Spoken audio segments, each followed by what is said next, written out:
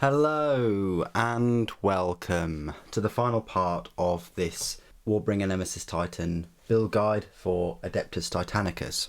As you can see now, it's fully complete. The weapons weren't too difficult to put together and I've glued everything. I know you're probably going to explode in the comment section, but that's fine because this is the way I wanted to build the Nemesis Titan, and besides I couldn't find the small magnets at all, so I'm going to have to order some, and I wanted to do this model and complete this model today. At some point I could easily just rip these arms off and tidy them up and then put magnets on. So for me it's not that much of an issue. I don't game that much either, so the chances of even using this in a game is very, very small. The only thing that I didn't glue is the quake cannon.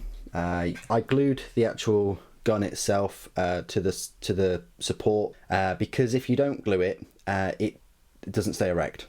It just droops all the time. So, and you want to have it erect.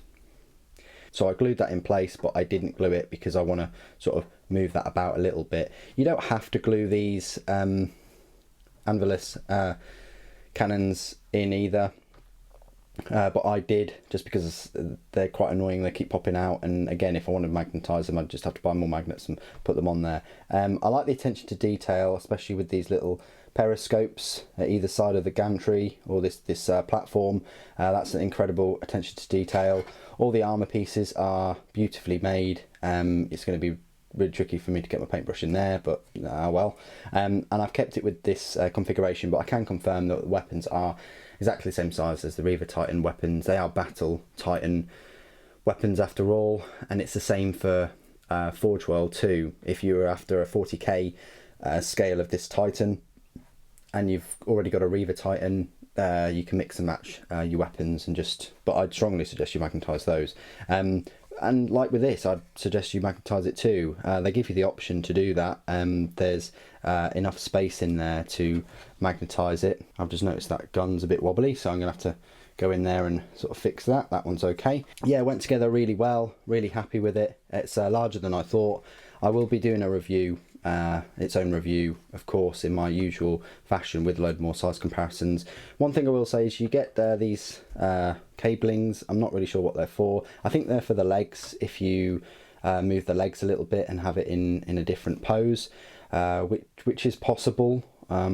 They've done it so that the toe armor, for want of a better word, always stays the same no matter what position you put it in, but the knee joint itself you could manipulate and cut it off a little bit, and that may well change where you put the cable in, but I don't know where these cables go other than these hip joints.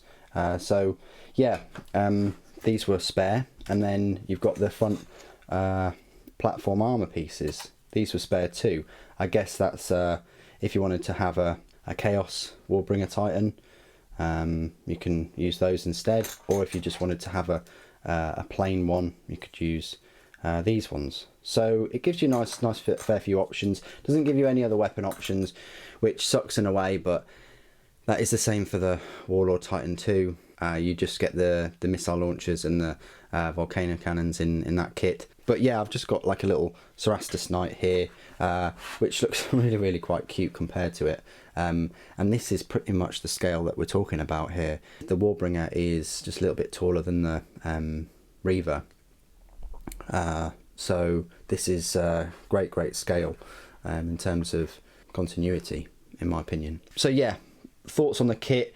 It will take you longer than you expect. It's got the same number of parts as the Warlord Titan, but it's just £10 cheaper and has this big quake cannon instead. I found it a hugely enjoyable kit to make, and if it wasn't so unique as its own miniature, I wouldn't hesitate to buy another one. But if you're on the fence of getting one, yeah, I strongly suggest picking one up.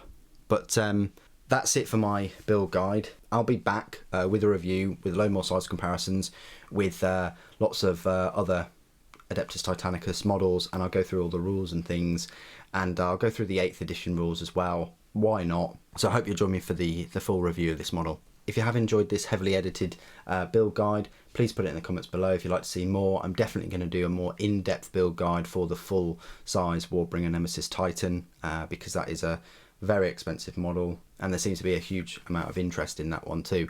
So put it in the comments if you'd like to see more kind of build guides in the future on the channel. Thank you ever so much for joining me today. Thank you for watching. The Emperor protects.